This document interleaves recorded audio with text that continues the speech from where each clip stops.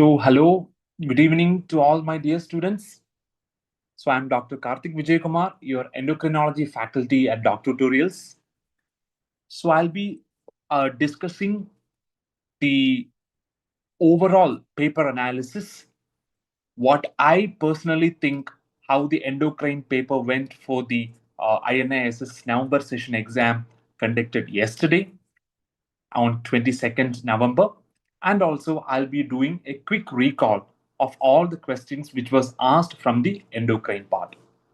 Okay, so I really think, and it's been a very tough couple of days for all of you. I really think so because of the exam. It's been a long awaited exam. You've been preparing for so many months, and you could be tired and exhausted with all the recalls and anticipation of the results. I understand that.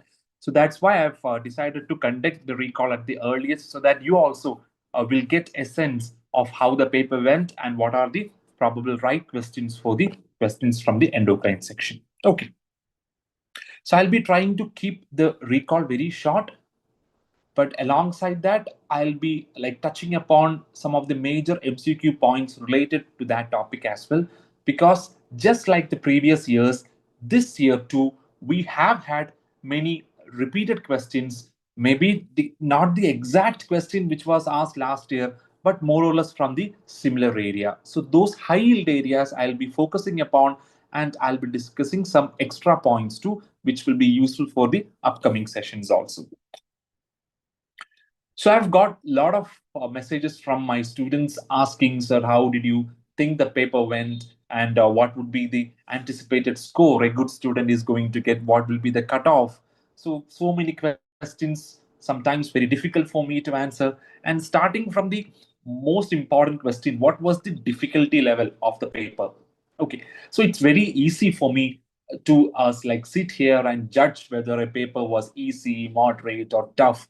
But it's just like if you use a cricketing analogy, like the commentators telling that the pitch was very easy to bat on, very difficult to bat on, and their voices are getting more vocal than the players. But because you people are the ones who have wrote the exam, and what that really matter is how it went for you.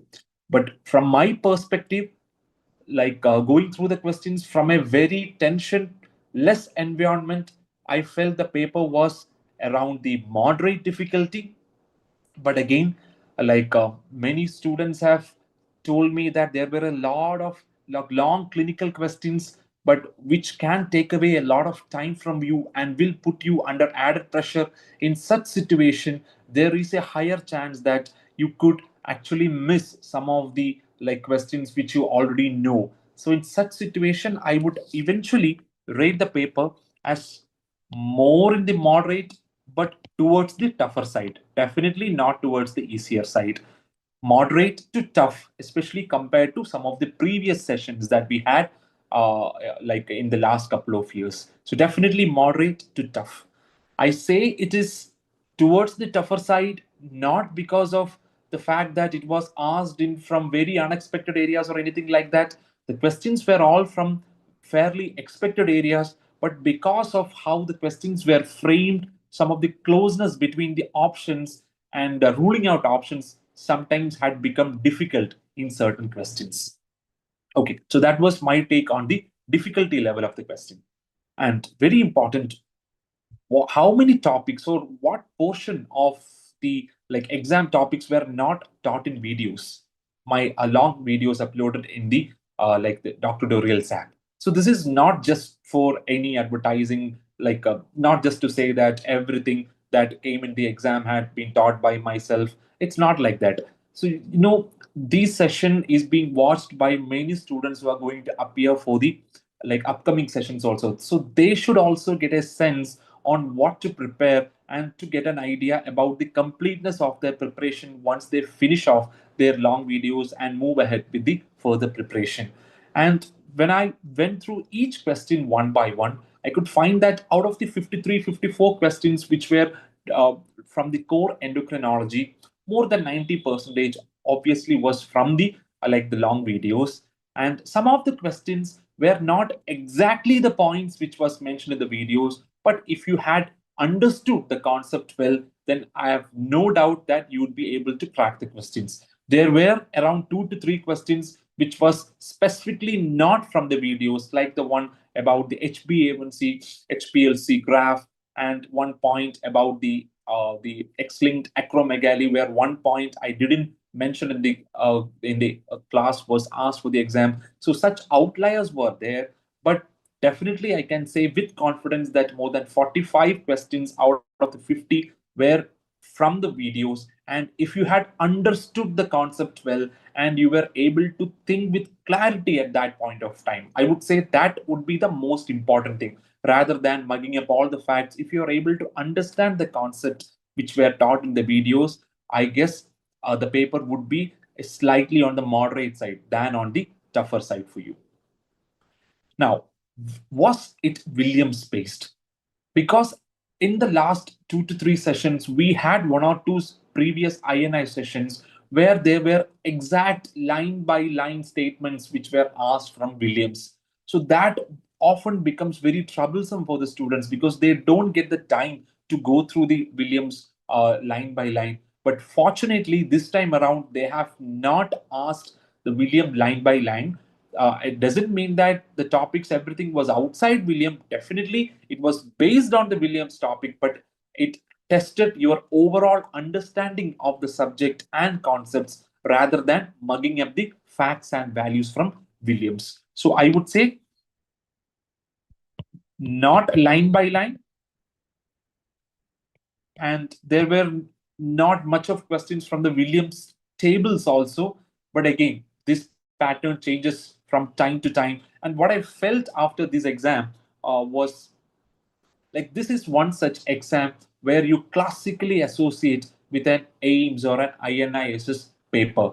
For example, so when I used to give my NEET and INI back in the day, we would always relate a NEET paper would be having more of one-liners, more of factual questions, whereas the questions set by the AIMS people or the institute people would have more of conceptual, long clinical questions. So I but there has been a change in the trend over the years where the AIMS endocrinology paper have also become more of a one-liner type, very short questions had increased in number, more statement based than clinical question based. But this paper I felt was going back to the older ways. There were at least 50% of long clinical questions from the entire endocrine section, and there was a good mix between one-liners, true false statements, image-based questions, and the long clinical questions. I would say overall the balance was very good in this paper, and none of the major topics were left out. That is also important. So diabetes had a slightly lesser representation this time, but when you look at the core endocrine topics, be it adrenal, be it the thyroid, be it the pituitary, the pediatric endocrinology, bone mineral metabolism, I think all of these topics has had their equal share in this exam with around 7 to 8 questions coming from each of these major topic sections. And I had gone through the entire 50 to 55 questions, and there were around 15 one liners. 15 one liners, the classical factual based questions which were asked.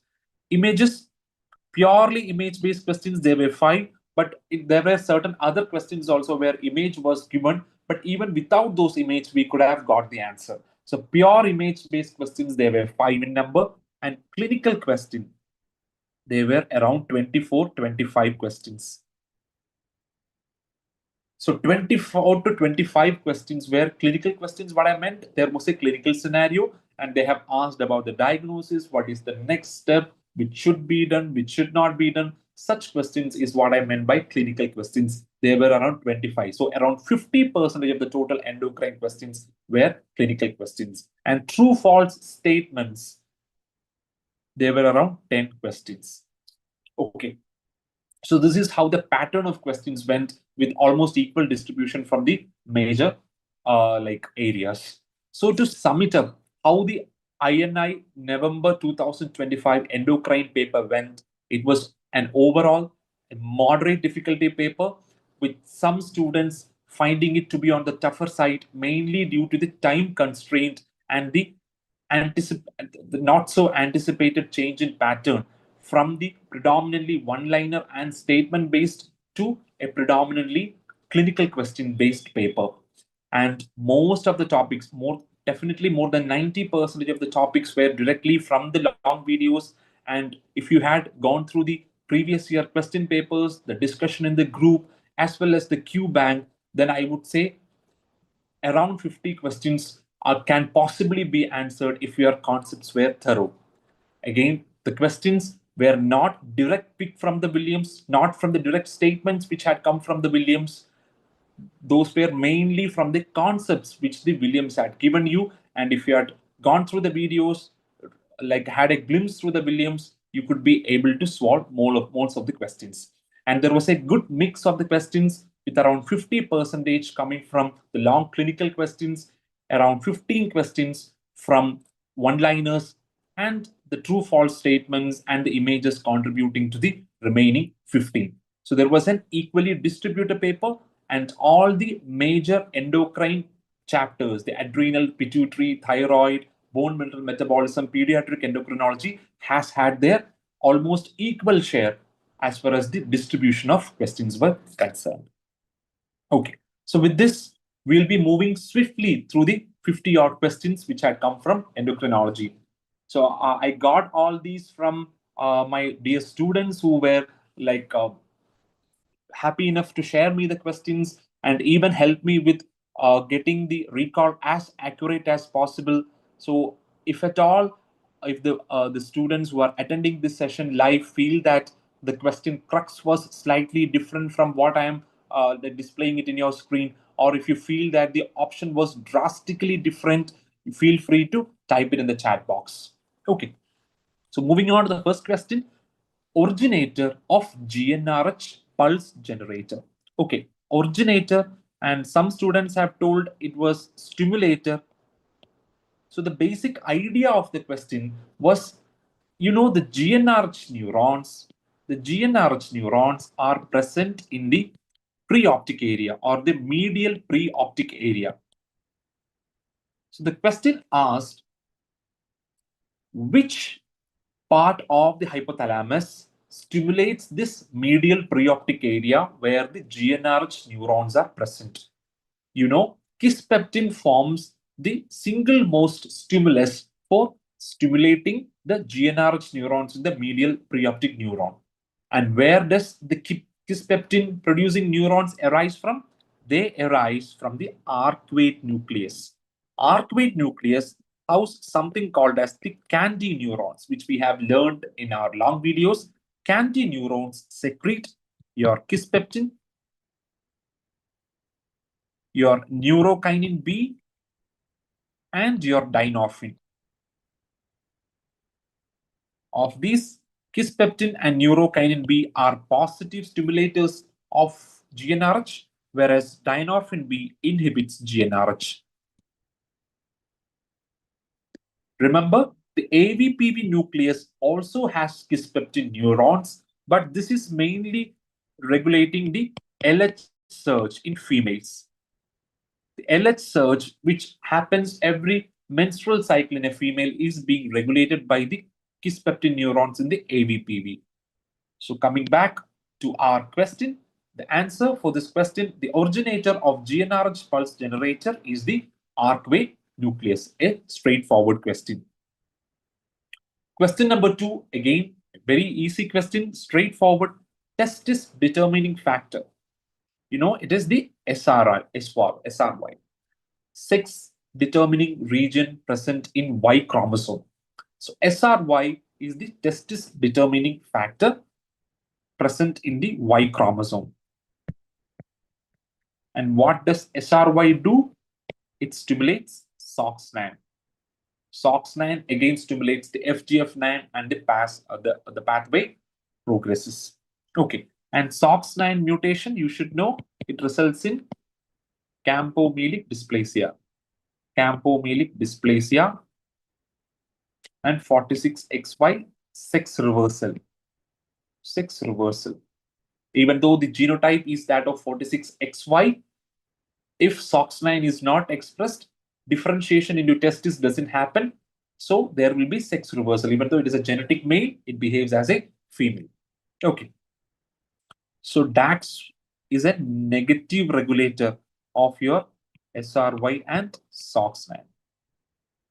DAX inhibits SRY or SOX9.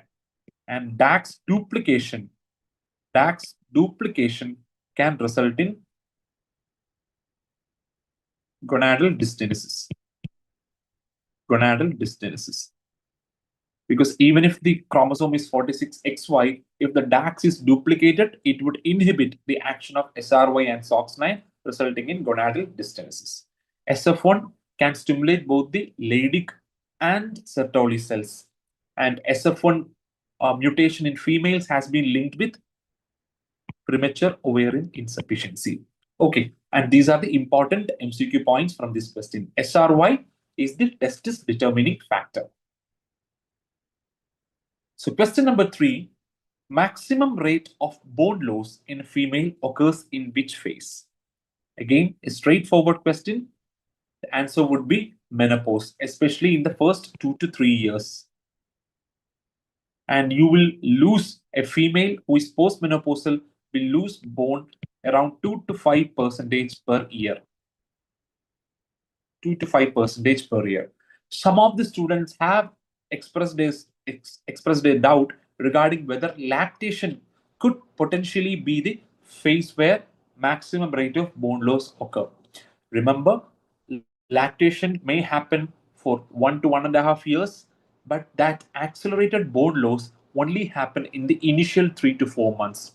Where if you look at the per month bone loss, lactation may cause a slightly higher degree of bone loss than menopause. But the Williams explicitly mentioned that the maximum rate of bone loss during the life of a female occurs during the postmenopausal female, and it is not meant to be a googly or any twisting question, just a straightforward question, understanding your knowledge on the basic physiology. So again, one question. So the answer would be menopause. Yeah. Question number 4. Again, in like a point which we have discussed in the long videos in pediatric endocrinology, the maximum growth rate in an individual occurs in which phase of life? Is it fetal, mid childhood, puberty, or adult? So the answer would be fetal. Fetal. We have learned about the ICP curve, the infancy, the childhood, the pubertal phase, everything we have learned. So the fetal growth has the maximum growth rate. Remember, what is the major mediator of the fetal growth? It is IGF-2 than IGF-1. So IGF-2 governs the major growth regulator in the first 2/3 of the pregnancy, and the IGF-1 takes over only in the latter 1/3 of your pregnancy or the fetal life. Okay, so that is also a potential MCQ point. And when you look at the growth velocity or the growth rate, maximum would be fetal, followed by infancy, then only comes the pubertal. Okay, and you know the determinants of each phase as well. Okay, so that is also important. So maximum growth rate in an individual occurs in the fetal period. So question number 5, testosterone preparation that can be given in both oral and parenteral formulation. Again, a point we have discussed. So the answer is testosterone undecanoate. Okay, so testosterone undecanoate, there are 1 or 2 MCQ points. Okay, so when you are giving testosterone undecanoate in oral form, it is absorbed by the oral or the buccal lymphatics, very important. So buccal lymphatics mediate the absorption of testosterone undecanoate given orally. So there is no first pass metabolism. No first pass metabolism, very important. And the parenteral form, you know, it is given as deep IM preparation, and it has a duration of action of around 6 to 12 weeks, very long acting. 6 to 12 weeks acting depot preparation is what you give and testosterone undecanoate, and rarely it is associated with oil embolization, pulmonary oil microembolization. Okay, where a patient post testosterone undecanoate injection can present with a sudden onset chest discomfort, dyspnea, cough, etc., and sometimes low-grade fever also. So that is pulmonary oil microembolization syndrome. Okay. So enanthate and cypionate, you have only IM preparation, and propionate is a very short-acting testosterone ester. It's not being used nowadays. So the answer for this question is testosterone undecanoate. Question number 6. INSL3 plays a significant role in testicular descent. We have already learned about that. In which phase? Intra-abdominal phase. Intra-abdominal phase. It binds to which type of receptor? So you have several types of receptors. We have learned the table in Harrison as well as in Williams. So it binds to a G protein coupled receptor called as RXFP2. Again, we have learned this in our video module. RXFP2 is the receptor to which the INSL3 binds. Okay, and one more potential MCQ point. RXFP1 is another G protein coupled receptor, which is the natural ligand to that. It is the relaxin. So relaxin is another hormone that can bind to RXFP1, and INSL3 binds to RXFP2. Okay, and one or two points about INSL3. It is produced by Leydig cells. Produced by Leydig cells. So other than testosterone, INSL3 can also be measured as the to assess the secretory reserve of your Leydig cells, and it has less variability than testosterone. So compared to testosterone, this INSL3 have less of variability. Okay, so the answer is a G protein coupled receptor. It is the native receptor for INSL3. Question number 7. Which of the following is not seen in anorexia nervosa? Okay, so anorexia nervosa, where the patient doesn't take much of calories, patient is always in a high stress state. So what are the attributes? Low IGF-1, because the patient is having GH resistance. Patient is having GH resistance at the level of liver. So there will be high GH but low IGF-1. And you know, a very common clinical feature of patients with anorexia nervosa is amenorrhea. And what is the mechanism of amenorrhea? It is hypothalamic amenorrhea. Hypothalamic amenorrhea. What is the reason for hypothalamic amenorrhea? Reduced GnRH, again, which leads to reduced FSH and LH. Now, what about leptin? You know, leptin is one of the major hormones produced from your adipocyte reserves. What happened to the adipocyte reserve in a patient with anorexia nervosa? All the fat depots will be gone because there is no surplus energy which is being taken by the patient. So there is low leptin. This low leptin can also contribute to hypothalamic amenorrhea because leptin is one of the agents that can stimulate your GnRH neurons in the hypothalamus. So low leptin is also a feature. And this patients with anorexia nervosa is under chronic stress, leading to increased HPA activation. ACTH is increased, cortisol is also increased. So again, which is a marker of stress. So not seen in anorexia nervosa is low cortisol because it can cause high cortisol. In fact, this is one of the causes for hypercortisolemia without characteristic features of Cushing syndrome. So biochemical hypercortisolemia is there, but there will not be any overt manifestations of Cushing syndrome. Okay, so that is the answer for question number 7. Now, what about question number 8? So 25 hydroxylation of vitamin D is carried out by which of the following enzymes? So you know the enzyme 25 hydroxylase, but remember I have already told you it is very important to learn the cytochromal P names of the corresponding enzymes as well. We have learned that in our video discussion.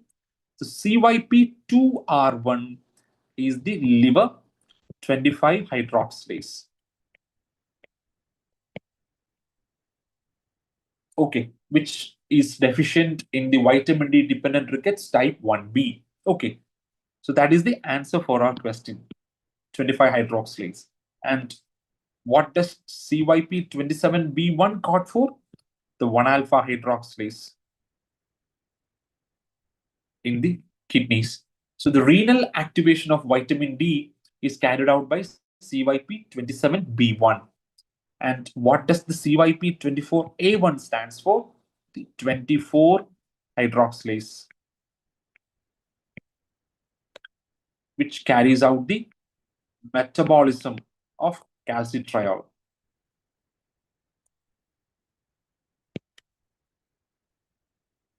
So 125 dihydroxy vitamin D is metabolized by the enzyme 24 hydroxylase, which is coded by the enzyme CYP24A1.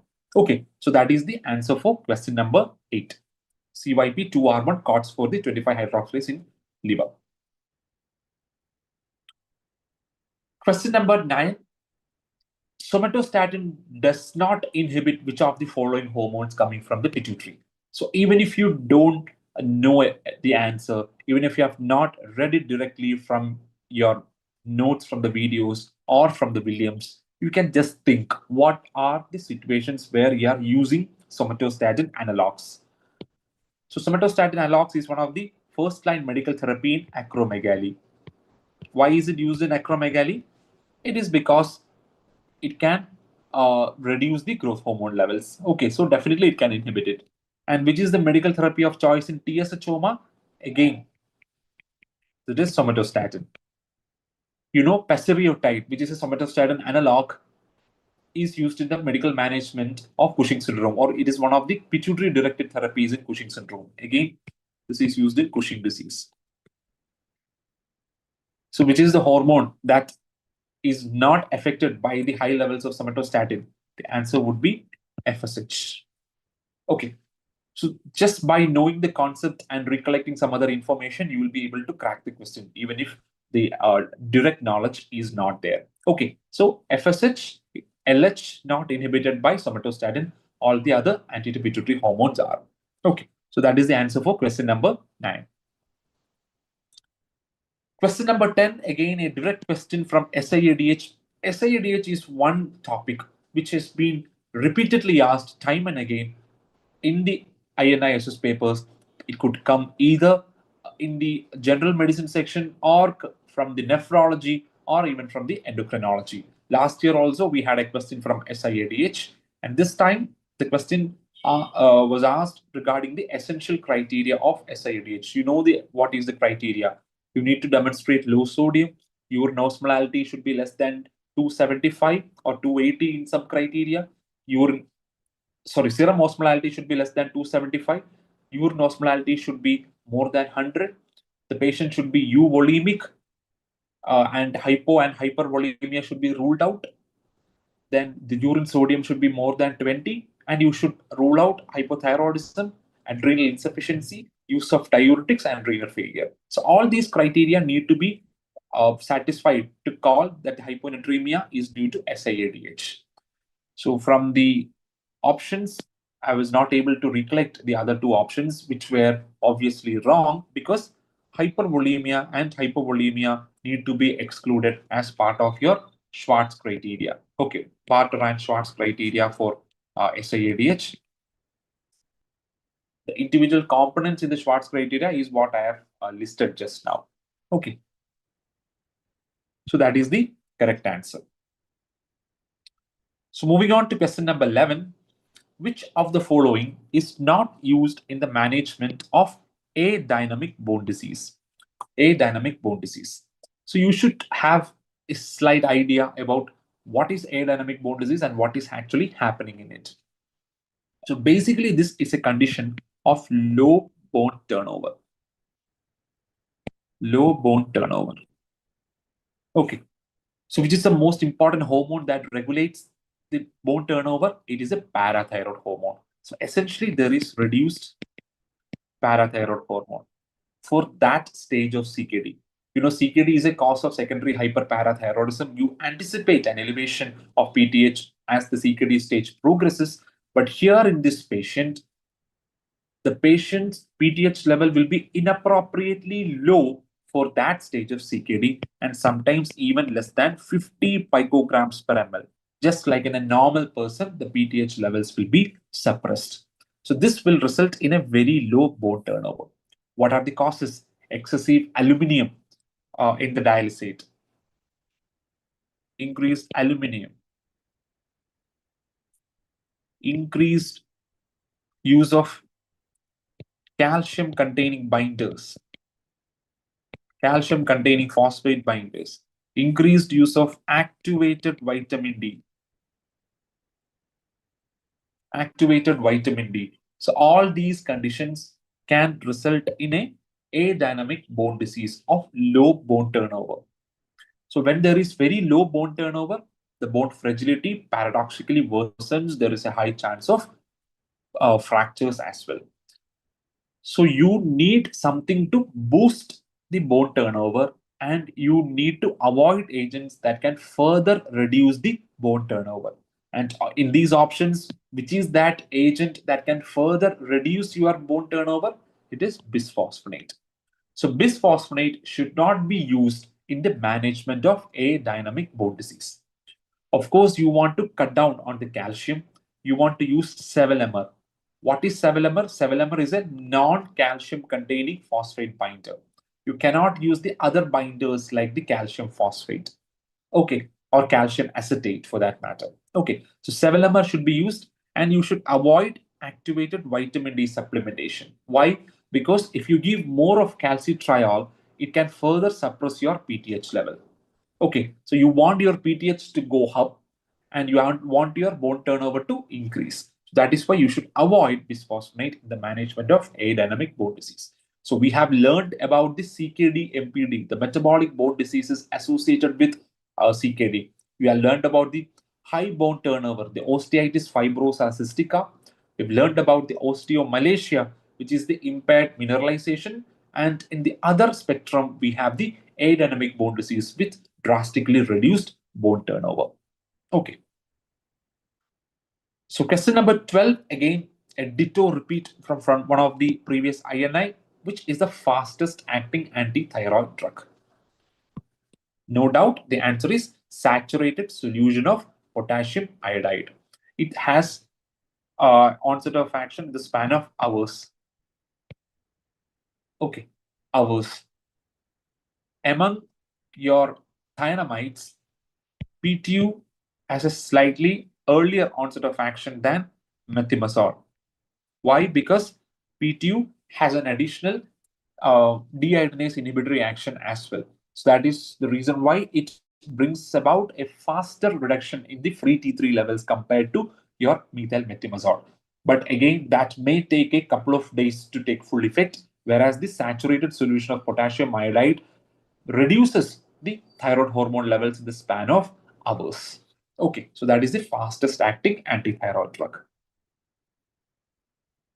So question number 13. So pycnodysostiosis, we have learned about pycnodysostiosis under the sclerosing bone disorders. It is caused by a mutation in the enzyme, the gene coding the enzyme cathepsin K.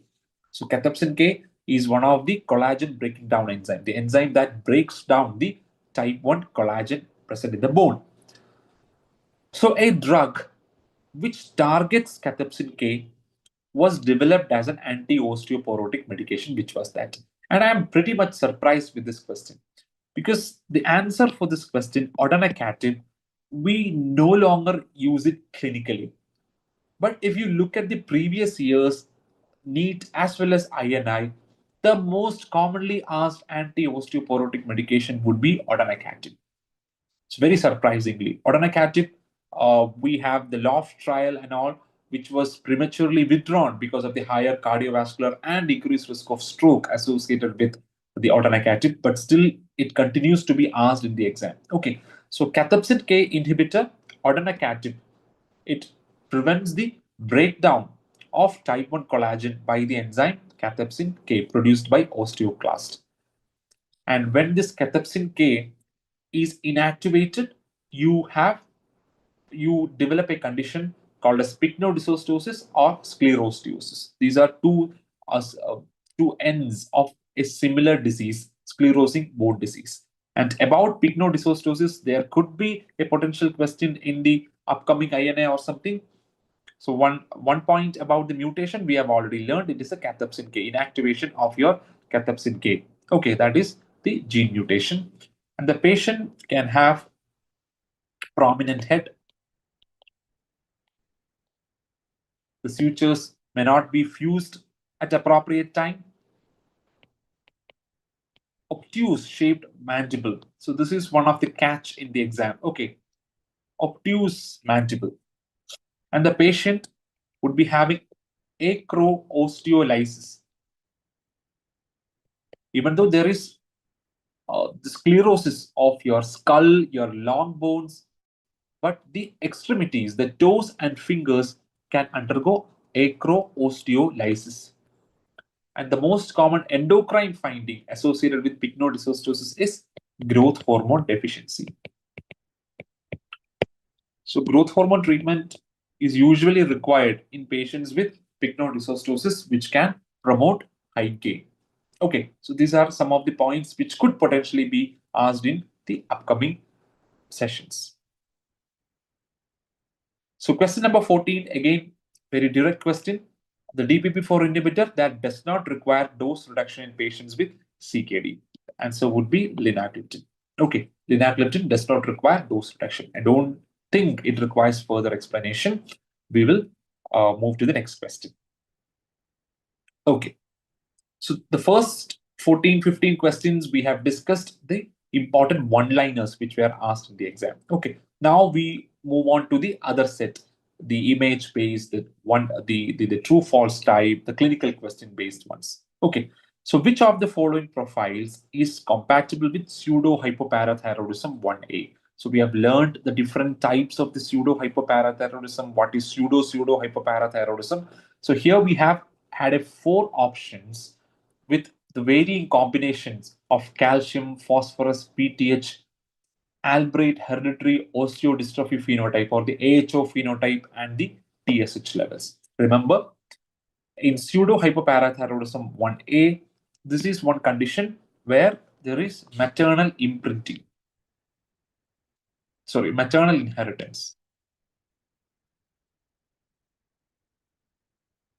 So you are going to inherit this condition only when your mother is harboring the culprit mutation in the gene GNAS. Okay, so the GNAS gene maternally inherited will result in pseudo hypoparathyroidism 1A, where there is resistance at the level of bones as well as the renal tubules.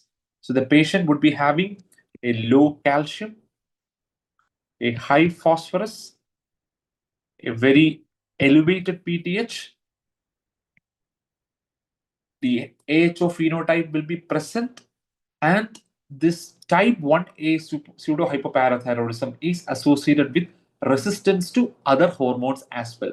There can be growth hormone resistance, there can be TSH resistance. So, what will be the finding? The TSH level will be increased, and the T4 levels will be normal or slightly low because the TSH is not able to properly act on its receptor in the thyroid cell surface, due to which the T4 production may be just okay or slightly below the lower limit. But there will be compensatory elevation in TSH due to the resistance at the receptor level. So I believe there was one option fitting all these pattern from the recall that I've got from the students. Okay, low calcium, high phosphorus, high PTH, AHO present, and the TSH is also increased because of resistance. And I'll give you one scenario when the calcium is normal, phosphorus is normal, the PTH levels are normal, but AHO phenotype is present, TSH is normal. And this condition is what you call as pseudo hypoparathyroidism. Pseudo hypoparathyroidism. Okay, pseudo hypoparathyroidism. Then you have type 1B and type 1C, where the other hormone resistance is not there. And then you have the type 2, again, where you don't have the hereditary osteodystrophy phenotype, you just have the calcium and phosphorus abnormality. Okay, so that is about the pseudo hypoparathyroidism 1A question. So the next question is about a 15-year-old child. Okay, 15-year-old child. Again, this is a long question. There could be some discrepancies in the accuracy of the question. You may feel the question may not exactly reflect what you have felt or read during the exam. So please excuse. I just want to make sure the crux of the question was right, and eventually I've got the answer correctly. Okay, so 15-year-old child with a height of 140 centimeter, which belong to less than third centile, no secondary sexual characters. So basically, short stature and delayed puberty, and an extremely delayed bone age. Okay, extremely delayed bone age. Patient had a history of fall due to which he suffered from pathological fracture in lower limbs. And it is the message I got from the students that an X-ray pelvis or lower limbs were given and which had shown a fracture. So, which of the following investigations should be performed? So, there are two parts to this question. One is a child with short stature and delayed puberty. So, if the question had ended there, a short stature and delayed puberty with a significantly delayed bone age, what would be the first thing in your mind? Multiple pituitary hormone deficiency. Okay, multiple pituitary hormone deficiency. You have deficiency of your growth hormone, you have deficiency of your thyroid hormone. Both of this can lead on to significant short stature and delayed puberty. And add to that, if the gonadotropes is also deficient, they would have a significant delay in puberty as well, over and above the influence due to hypothyroidism. But here, I felt the catch was that there was a history of fall due to which a pathological fracture was present. Okay, now there was no other mention of any other disorders or any clues for other illness, just this one. Okay, so if the recall, what I have put in the question is correct, neither your growth hormone deficiency nor your hypothyroidism is going to result in pathological fracture of your lower limbs. It can result in the slipped capital femoral epiphysis, but the students were pretty sure that there was a mention of fracture or a fall resulted in fracture. And moreover, this SCFE, slipped capital femoral epiphysis, it happens in a slightly taller and obese individuals rather than very short people. Okay, so this has made me think in terms of a metabolic bone disease, which can lead on to significant growth delay and even pubertal issues like a renal tubular acidosis. So basically, a chronic systemic illness with a metabolic bone disease component. Renal tubular acidosis is one such example. Okay, so that condition has to be kept in mind. So assuming the recall which I have mentioned here is correct, I would be more in favor of going for this calcium, phosphorus, alkaline phosphatase, and albumin as the right answer for this question, purely because of the fracture part following fall. If it was just the short stature and delayed puberty, definitely I would have gone for the first option of TSH, T4, and IGF-1. So if any students have any, if you feel that there is something different with the recall, please feel free to put it in the chat box. Okay. So if not, we can move forward to the next question. So question 17, a 30-year-old transgender born as a female, now being identified as a male. So this is basically a trans male. Okay, trans male on stable testosterone therapy for many years. Okay, so for many years, at least for a decade or so, the person is on stable testosterone therapy without default. So there is history of breast cancer in this aunt. So which of the following will not be considered in that person's follow-up? Okay, so let's look at the options. Bone mineral density by DEXA scan. So it is actually a very important like a monitoring tool in patients undergoing hormonal therapy.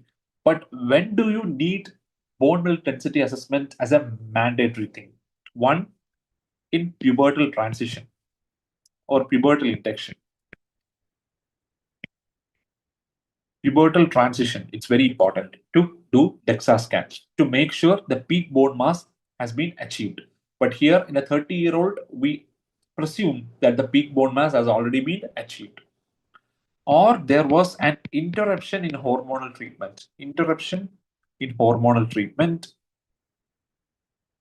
Or there are any other conditions, a chronic systemic condition that can adversely affect the bone health. So these are the situations where you do DEXA scan routinely in a transgender person. But here in the question, it has been mentioned that the person is on stable testosterone therapy for many years, no adverse conditions that can potentially harm your bone health is being mentioned. So I believe DEXA scan is not really mandatory for follow-up. Let's look at the other options as well. Annual breast exam, that's a pretty routine thing, especially with that person has a history of breast cancer in the aunt. So annual breast exam, but remember not via mammogram. So mammogram screening is indicated only after 40 years of age. But here, just routine annual breast exam would be worthwhile. Hemoglobin 6 month, again, it has to be done because the patient is on testosterone therapy. Hemoglobin and hematocrit has to be periodically checked. Cervical pap smear every 3 years. So this is one option where many students has confused. So in every female or every person harboring an intact uterus and cervix, a pap smear should be done every 3 years from 21 years of age. So this is a general recommendation for all cisgenders and transgenders starting from the age of 21. If the person houses a cervix, then pap smear has to be done. So this is not something which is exclusively for the transgender persons. For all females, for that matter, you should do pap smear from 21 years of age. So combining all these, I would be more in favor of choosing bone mineral density. And the examiner also has the same thing in mind. That is the reason why he has given the person is on stable testosterone therapy for many years, indicating that the BMD is not an immediate mandatory investigation for them. Okay, so that is the answer for question number 17. So moving on to question number 18, again, a point which we have discussed many times, young female on hair loss treatment. Okay, and lab profile was suggestive of hyperthyroidism and the patient was asymptomatic. That point was also mentioned in the question. Okay, and the same analyzer also shows strap positivity. What is the next step? Okay, so whenever the patient is on hair loss treatment, you think of the interference with the biotin. The patient often takes more than 5 to 10 milligrams of biotin per day. When you take such mega doses of biotin, and when you check the thyroid function in an assay platform like the Cobas Roche, which uses biotin streptavidin interaction, it interferes with the sandwich immunoassay. And what would be the result? The TSH would be erroneously low, and there will be high free T3, high free T4, and high TRAB. So this exactly mimics the picture of that of a Graves' disease, hyperthyroidism with positive TSH receptor antibody. And if there is a suggestive clinical setting and the patient is asymptomatic, what are you going to do? Either you can redo the test after stopping biotin for more than 48 to 72 hours. That is one option. Or you can give the same sample to another platform which doesn't use the biotin streptavidin interaction. Okay, so the answer for this question would be you have to ask about the history of biotin or repeat the testing in platform without biotin interference. Again, a straightforward question. Question number 19. A pregnant woman at 8 weeks of gestation was found to have a suppressed TSH of 0.05. Free T4 slightly above the upper limit of normal. There were no clinical signs and symptoms of thyrotoxicosis. She gives history of vitiligo. So there is some background autoimmunity which is mentioned in her, and her mother is on treatment for hyperthyroidism. What is the next step? So whenever a female in her first trimester presents to you with biochemical or clinical thyrotoxicosis, we are mainly thinking in terms of two conditions.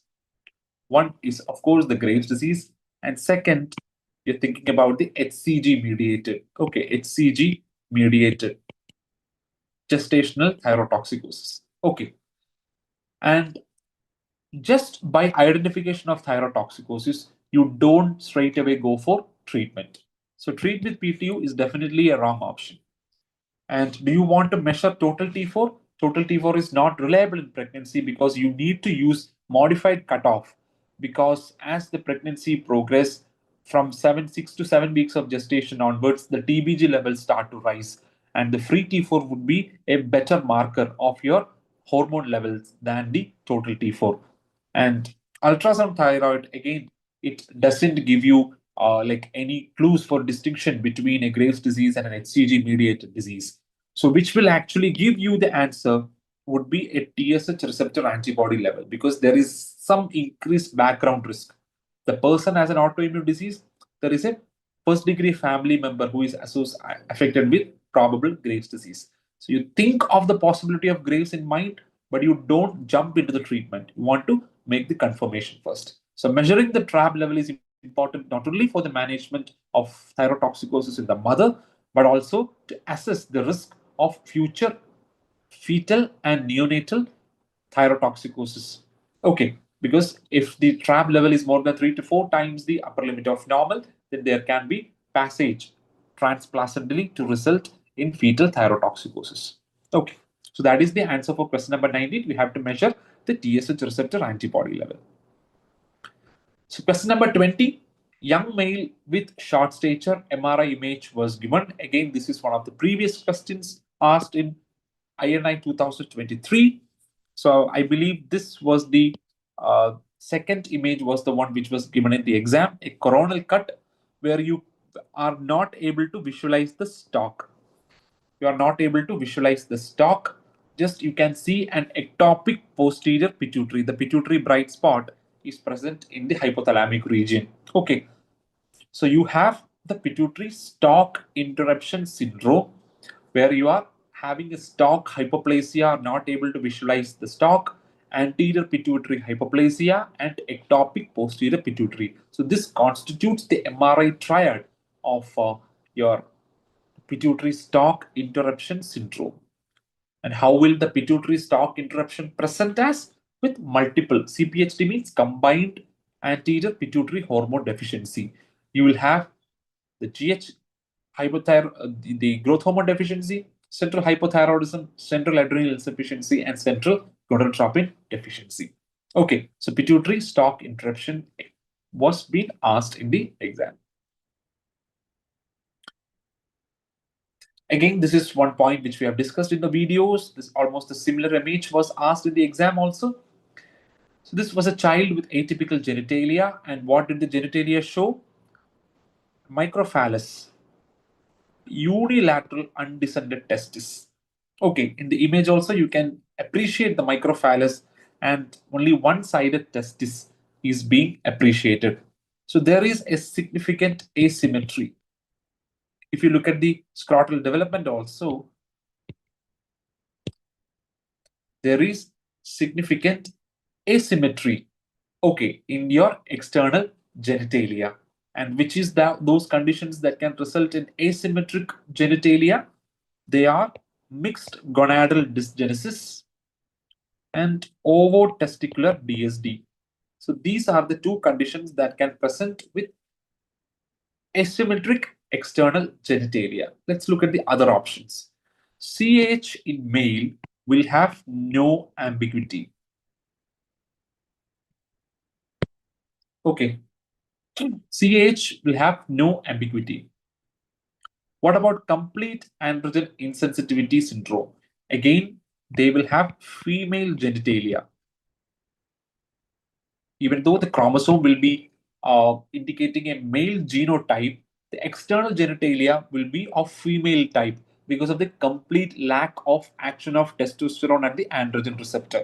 Okay, and what about 5 alpha reductase deficiency? It can present at varying spectrum.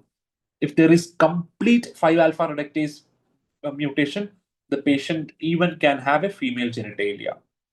But because it is a systemic issue and not a local one, it affects both sides equally. Okay, if it is cryptorchidism, there will be bilateral cryptorchidism. If it is a mild deficiency, there could be some irregularity in the development of genitalia, but both the gonads will be descended in the scrotum, and there could be a mild micropenis or anything. So any sort of those undervirilization would be symmetric on both sides in a patient with androgen biosynthetic defect like 5 alpha reductase and 17 beta HSD3. So the one which produces asymmetry in the ambiguous genitalia would be mixed gonadal dysgenesis and ovotesticular DSD, of which NGD is the one which is given in your options. Okay. So question number 22, a 30-year-old male underwent gastric bypass surgery for weight loss, reporting recurrent episodes of hypoglycemia. Okay, multiple episodes of hypoglycemia post gastric bypass surgery. I don't think there was exact time duration which was given after the time has elapsed following the gastric bypass surgery. And when the blood sample was drawn, the RBS was 68, insulin was very high, and the C peptide was also very high for a like diabetic patient, or even a non-diabetic patient for that matter. So how do you interpret? So always you should keep in mind that in an ideal situation, you can interpret insulin and C-peptide level only in the presence of hypoglycemia. That too, when the critical sample shows the RBS less than 55 or 54 microgram per deciliter. But here, because the patient gives a positive history of multiple hypoglycemic episodes, you can actually try to like uh, like explain the reports. So let's look at the setting. So this patient has underwent gastric bypass surgery. So there are certain unique physiological changes that occur in the gut following a gastric bypass. So especially in 1 to 5 years post bypass,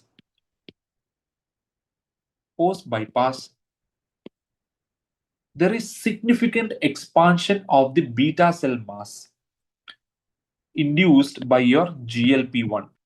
So GLP-1 induced beta cell expansion, which result in something called as nesidioblastosis. Nest-like proliferation of your beta cells that can produce insulin, which is induced by GLP-1 post-gastric bypass. So this result in a unique condition called post-gastric bypass hypoglycemia, where the patient would present with late postprandial hypoglycemia around 2 to 4 hours post-meal. 2 to 4 hours post-meal, the patient would have amplified insulin production. Okay, there is significant expansion of beta cell mass. When a patient reaches blood glucose of 68, the physiological response of our body to reducing blood glucose. Even when the blood glucose falls to around 80 to 85, there will be suppression of insulin production. But here in this patient, despite the glucose reaching less than 70 milligram per deciliter, the insulin levels is still much, much, much higher than what is anticipated. So this again gives you a clue that this is nothing but post-bariatric surgery hypoglycemia. And there is no actual evidence of the ingestion of glimepiride given in the question. So it would be a long shot, even though glimepiride ingestion can also mimic this by producing very high insulin and C-peptide. But the clinical situation is hugely in favor of post-gastric bypass hypoglycemia. So that is about question number 22.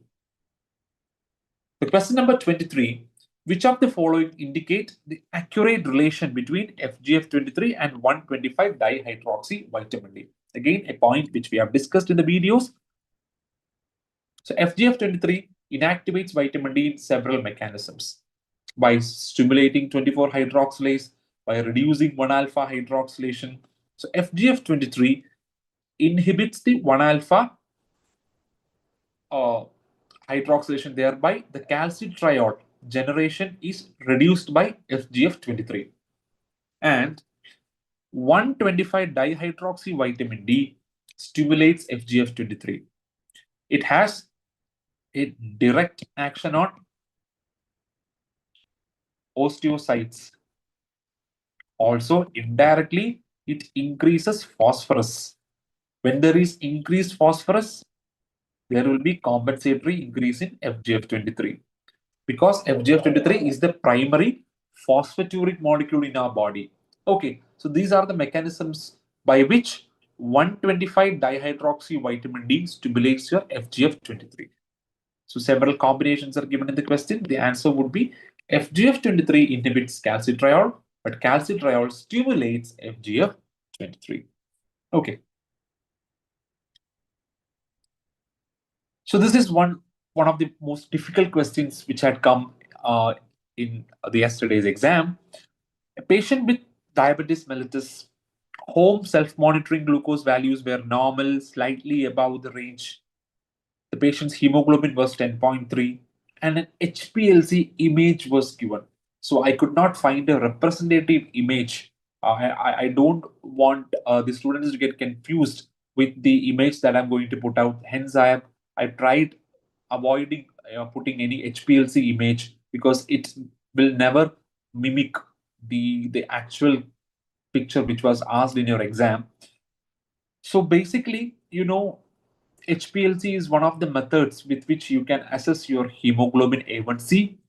You get to know about the different fractions of your hemoglobin, the hemoglobin A, the hemoglobin the C, hemoglobin F, unstable hemoglobin variants. All these you can make out by going for a hemoglobin HPLC.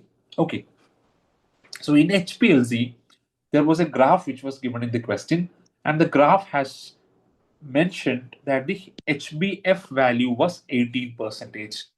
Okay, there were a lot of values also, I suppose, which were given in the graph, but forget all those. The patient has an HbF of 18 percentage, which was mentioned in the graph.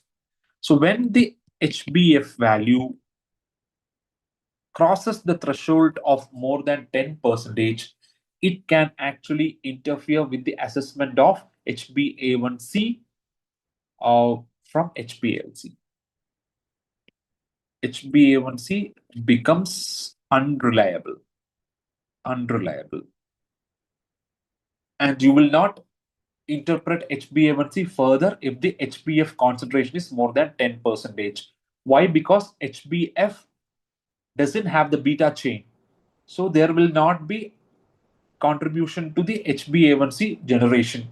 So that is why you don't measure the HbA1c, because it can be false low. Okay. And there is something called as P3 peak also. The P3 peak represents the unstable HbA1c intermediates. Okay, the shift base prior to the HbA1c formation, we call it as the labile A1c, and certain other unstable variants of HbA1c is what you collectively call as the P3 peak in HPLC. Okay, hemoglobin HPLC. But I presume that in the given graph, the P3 peak was within the normal limits. So considering the available data, we can safely say that the report cannot be interpreted due to high HPF. So I've got a unanimous reply from the students that HPF was explicitly mentioned as 18 percentage from the graph. So if there is a if it crosses the threshold of more than 10 percentage, then there is no doubt the HbA1c measurement becomes unreliable and you can no longer interpret it because of high HPF. So even though it has very difficult and confusing options, we have already learned that HbF can interfere with HbA1c. At least if you had kept that point in mind, you will be able to crack this question. Okay. So question number 25, young female with hirsutism irregular menses and acne with a moderate to severe hirsutism, testosterone slightly on the borderline range, basal 17 OHP is 6, which is more than the cutoff of 2. ACTH stimulated 17 OHP was 14, again, which was more than the cutoff of 10. So this suggests the diagnosis of non-classical CAH. So basically the question is about which is the best agent to reduce facial and body hair in a patient with non-classical CAH. So as per the guideline, the first line is always OCPs because you may think that because it is a case of CAH, steroids would be the best bet. But dexamethasone or steroids is used only for fertility or ovulation induction because you want sudden reduction of adrenal androgens to facilitate ovulation. So that's why we use steroids being restricted for use in fertility and ovulation induction. Whereas the first line medical therapy for hyperandrogenism and hirsutism would be OCPs. And if the patient is having severe hirsutism, we can use a combination of OCPs plus anti-androgens.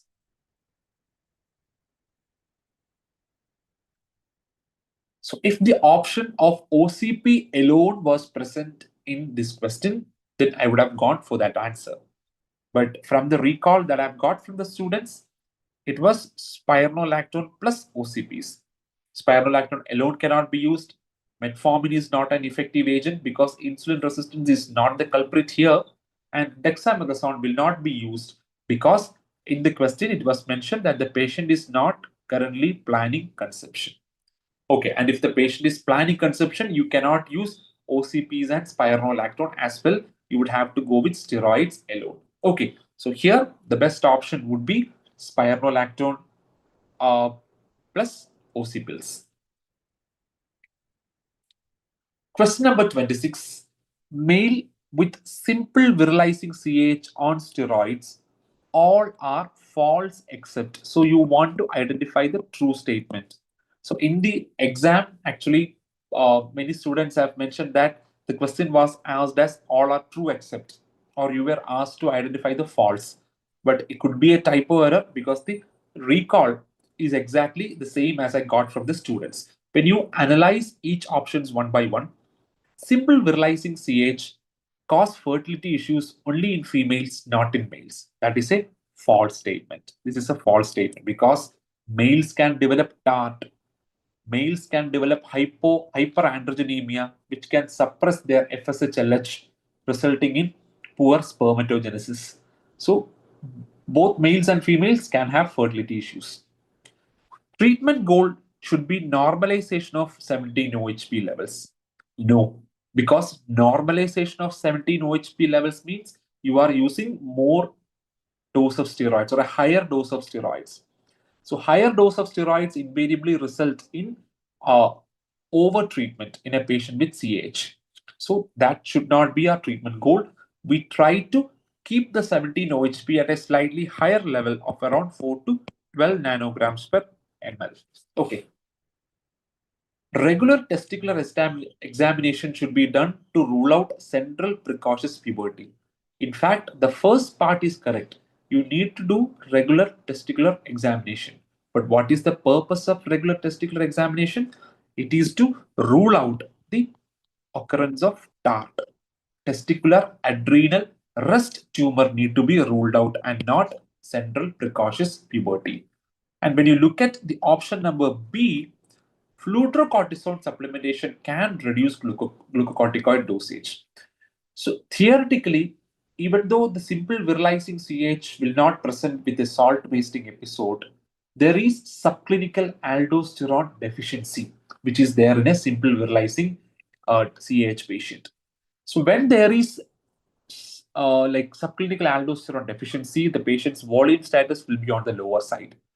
To compensate for the lower volume status, the patient would have high ACTH. And high ACTH will lead on to high androgen production. So if we are able to give fludrocortisone to correct that subclinical aldosterone deficiency. The volume status would be optimized, the ACTH drive would come down, and you would require less glucocorticoid to keep the ACTH and androgens under check. So that is how the fludrocortisone supplementation can reduce glucocorticoid dosage in patients with simple virilizing CH. So question number 27. Aromatase deficiency in males, not a true statement. Okay, your testosterone is converted to estradiol by the help of the enzyme aromatase or CYP19A1. Okay, so this is the enzyme which converts testosterone to estradiol. Estrogen is the major hormone for your bone growth and epiphyseal fusion. Okay, so when your epiphyses are not fused due to estrogen deficiency, you continue to grow. So you will have tall stature and delayed epiphyseal closure. So that is a true statement. Delayed bone age and osteoporosis. Yes, the bone accrual comes down. You are not achieving your peak bone mass because of reduced estrogen.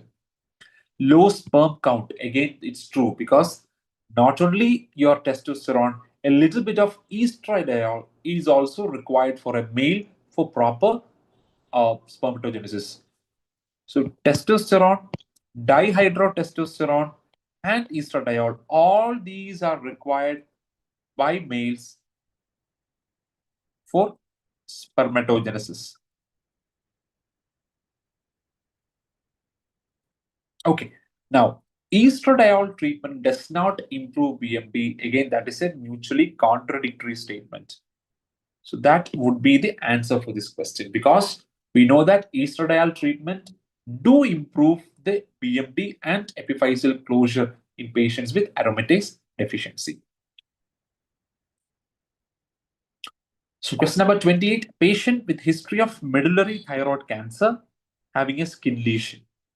Okay, so it is very evident that the patient is having nothing but cutaneous lichen amyloidosis. Cutaneous lichen amyloidosis. And cutaneous lichen amyloidosis, it is seen in patients with MEN2A. MEN2A. And we have learned which is the classical uh, codon mutation of red gene in patients with MEN2A. It is 634. 634. Okay, you need to know 2 or 3 codon mutations in MEN2 syndrome. The MEN2B is associated with codon 918. Okay, MEN2B is associated with 918.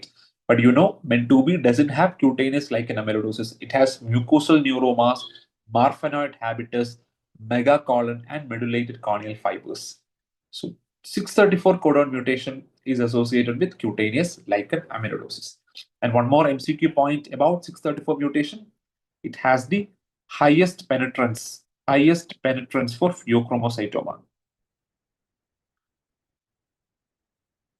Highest penetrance for pheochromocytoma is also seen with 634 codon mutation in red gene. So with this clinical image of a radioactive adenine uptake scan, which of the following is compatible? Okay, so here you have the salivary uptake here, salivary uptake, and this is where you expect the thyroid radioiodine uptake to be, but there is no uptake in the thyroid lobes, means there is no active thyroid hormone synthesis which is happening, which is a classical feature of factitious thyrotoxicosis bar thyroiditis. So thyroiditis bar factitious thyrotoxicosis result in high hormone levels without actually increasing the hormone production. Whereas the others like the TSS producing adenoma, Graves' disease, toxic adenoma, all will have increased uptake in the thyroid bed when radioactive iodine scan is performed. Okay.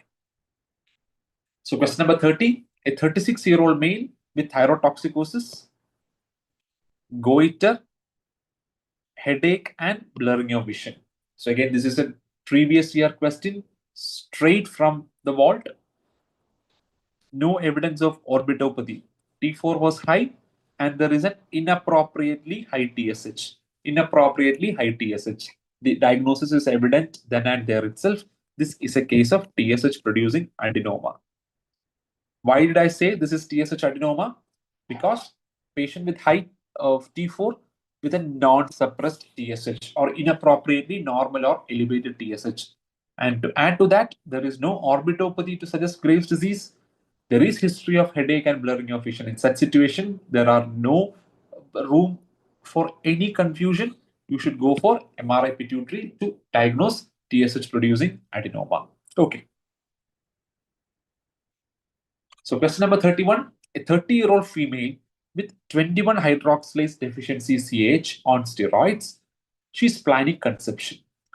Which of the following will be appropriate regarding her fertility and conception?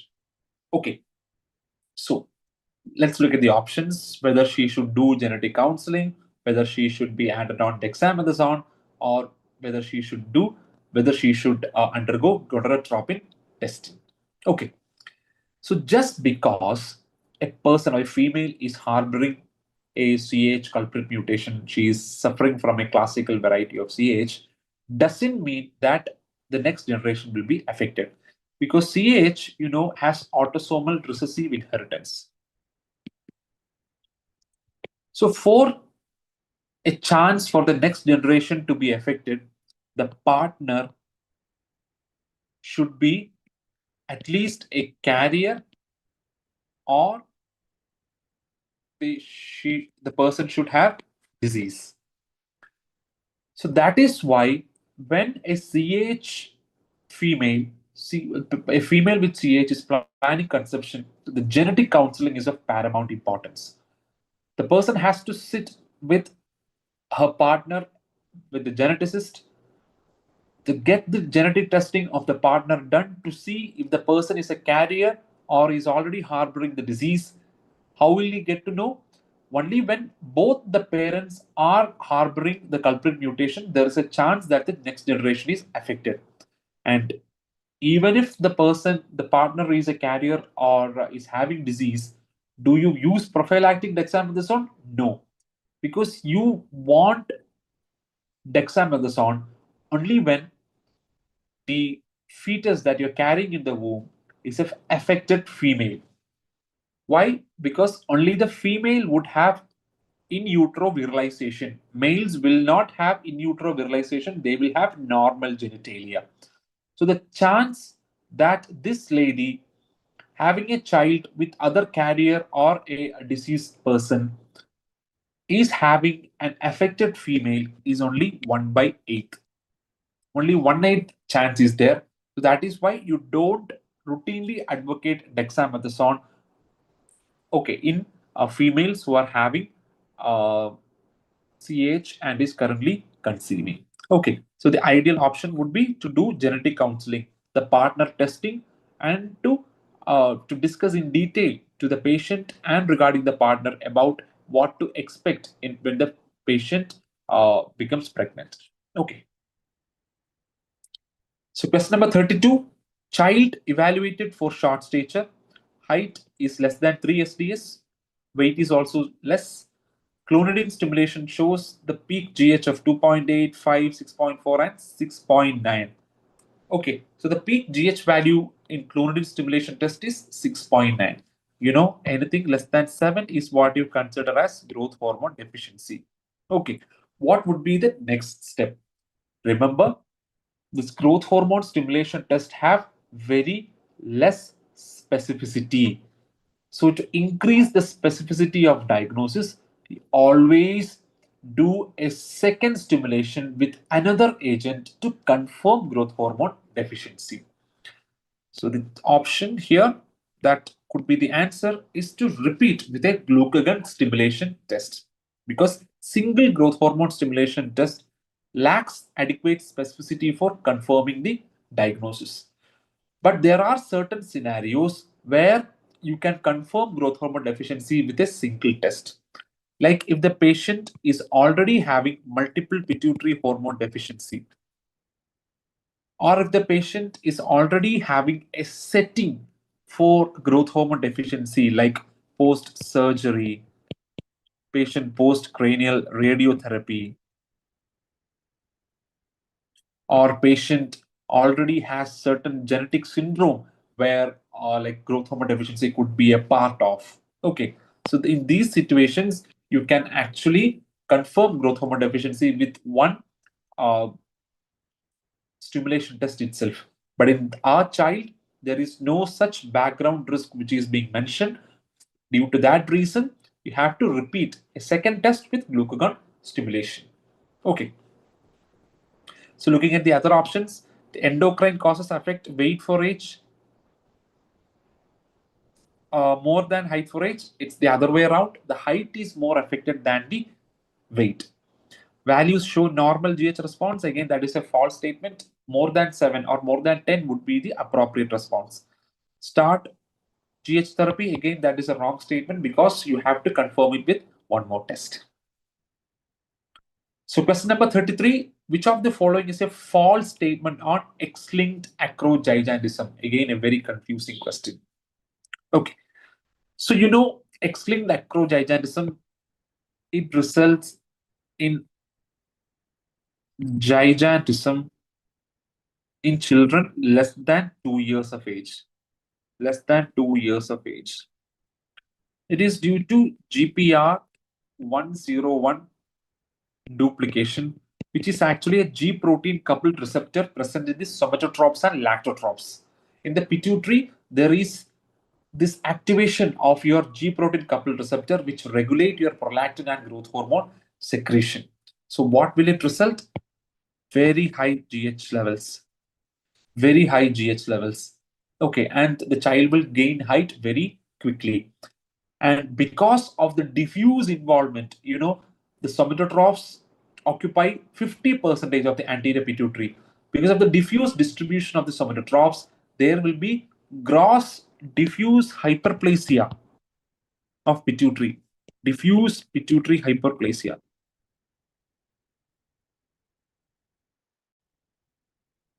So this is what which happens in X-linked acrogigantism. Now looking at the options.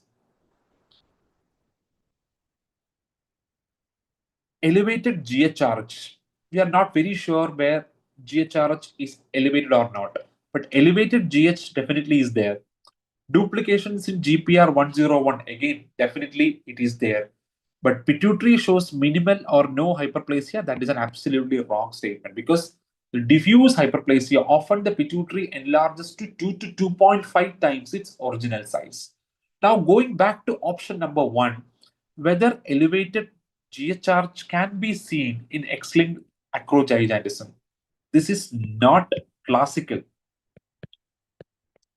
but there are reports that at least one third of patients with X-linked acrogigantism can have ectopic GHRH production, not from elsewhere, from pituitary.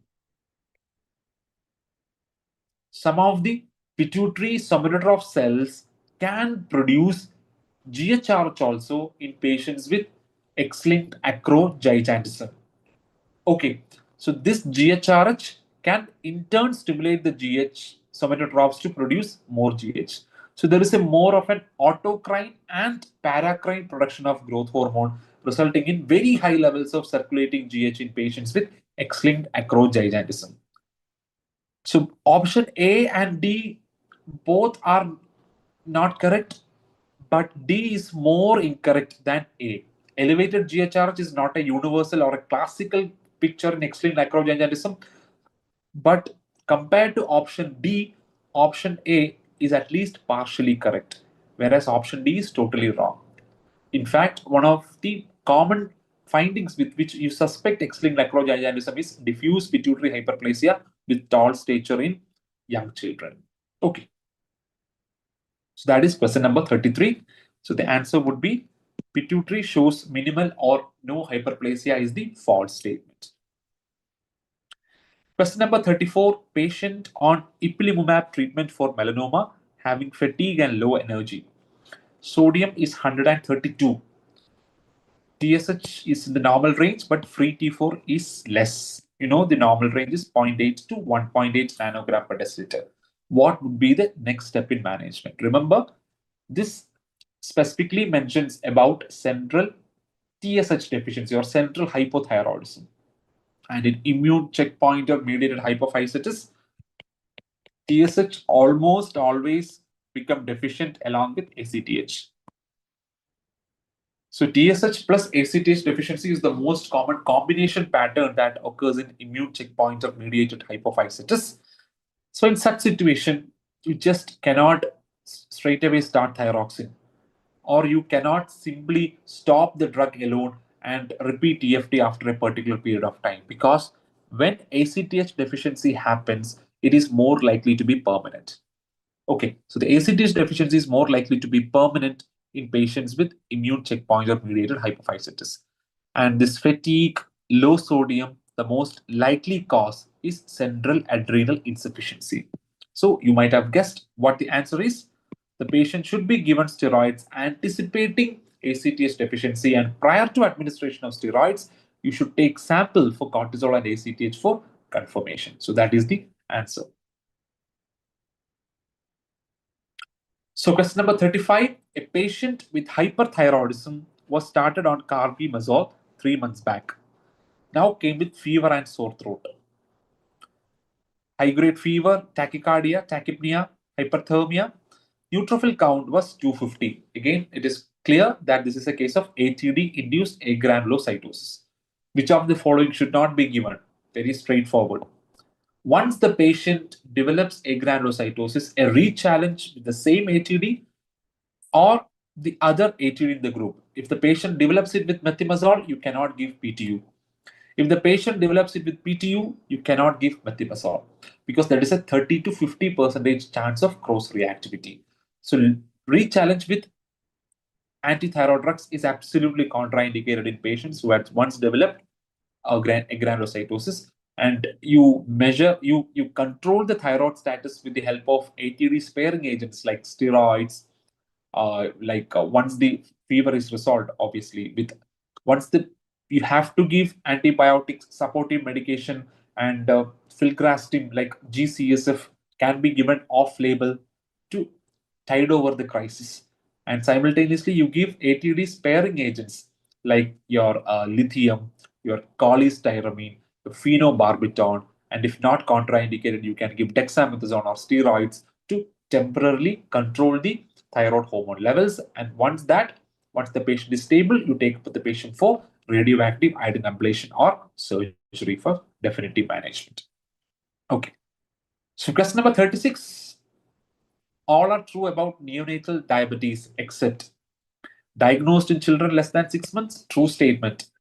Modi accounts for 1 to 2% of all young diabetes. Yes, that is a true statement.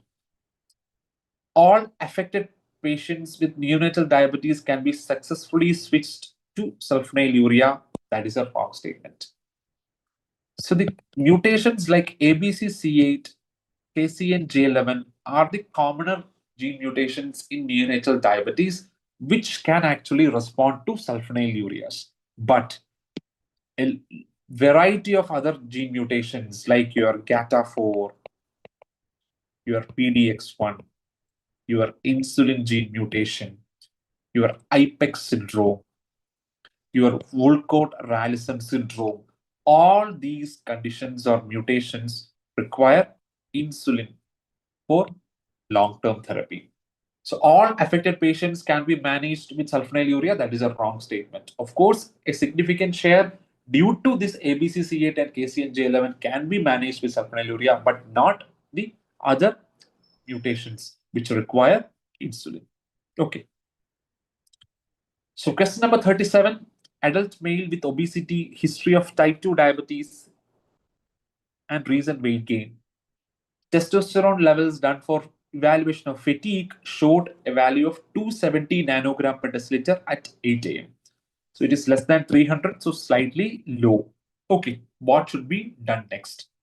So here, the two important points is the patient is having type 2 diabetes, the patient is having obesity. When you look at the conditions that can reduce your SHBG, hyperinsulinism and obesity are placed at the forefront. So in such patients, you expect low SHBG. And what happens when there is low SHBG? There will be low total testosterone and normal free testosterone. Okay, so you want to make sure the patient is suffering from true hypogonadism and not an artifactual reduction due to a supposedly low SHBG. So, what do you want to do next? You want to repeat the testosterone with SHBG, and with the help of SHBG, you can calculate free testosterone. And remember, what is the best method for measuring free testosterone? It is the equilibrium dialysis. When you do testosterone assay with direct immunoassay, there can be erroneous reports. So if the option was mentioning as do a free testosterone with equilibrium dialysis, then I would have probably gone for that option. But because the option has mentioned repeat the testosterone with a direct immunoassay, that cannot be considered as the option. And a better option would be repeat total testosterone with simultaneous measurement of SHBG, and you calculate free testosterone and ascertain whether the patient is hypogonadal or not. Okay, so that is the answer for our question. So question number 38, a 20-year-old male with type 1 diabetes, no history of retinopathy, slightly higher albumin creatinine ratio. The cutoff is less than 30. The patient is have 45 milligram per gram. After a bout of weightlifting exercise, very important. So there is something called as exercise proteinuria. Exercise proteinuria. You can have transient proteinuria lasting for a few hours to a day following a bout of heavy exercise. And this is a young person with type 1 diabetes, no retinopathy. Remember, there is a good concordance between retinopathy and nephropathy in a patient with type 1 diabetes. So when there is no changes of even with a mild retinopathy, you have to think twice before confirming the diagnosis of diabetic kidney disease. So this could well be an exercise-induced proteinuria. And what do you want to do in such patients? Just monitor and repeat albumin creatinine ratio after 3 months. There is no indication for a renal biopsy. There is no indication to start AC inhibitor because we have not unequivocally proven albuminuria. So you need to do around 2 to 3 tests in 6-month period ascertain that there is albuminuria. Okay, so the next UACR after 3 months would be the best way to move forward. Question number 39. Okay, which of the following is a correct statement about hypercalcemia? Look at option number 1. PTHRP receptor activating mutation present with hypercalcemia and short-limb dwarfism. You know it is a correct statement. This is nothing but Jansen's metaphyseal chondrodysplasia. So Jansen's metaphyseal chondrodysplasia, you know, it is an activating mutation of PTHRP gene, PTHRP receptor, resulting in hypercalcemia, and metaphyseal chondrodysplasia resulting in short-limbed dwarfism. Let's look at the other options. FHH with onset in first and second decade of life require treatment always. That is a false statement because many patients have very, very mild symptoms, often like they are diagnosed incidentally. They will not have any symptoms even throughout their life. So, most of them would require treatment would be an absolutely false statement. Third option, idiopathic hypercalcemia of infancy is associated with supravalvular AS and mental retardation. Let's see what is the difference between Williams syndrome, Williams syndrome and idiopathic hypercalcemia of infancy, IHI. So Williams syndrome, you know, has infantile hypercalcemia, infantile hypercalcemia, infantile hypercalcemia. But what is the mechanism of infantile hypercalcemia? Increased vitamin D sensitivity. The gut transporters have high sensitivity to calcitriol, due to which they absorb calcium excessively. And they can also have supravalvular AS, aortic stenosis. They have something called as the elfin facies, always cheerful and bubbly personality. And they can have mental retardation, or intellectual disability. Whereas idiopathic hypercalcemia of infancy, also known as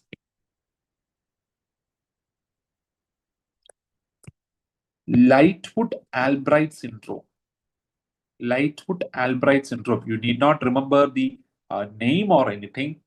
This is known as the Lightfoot Albright syndrome.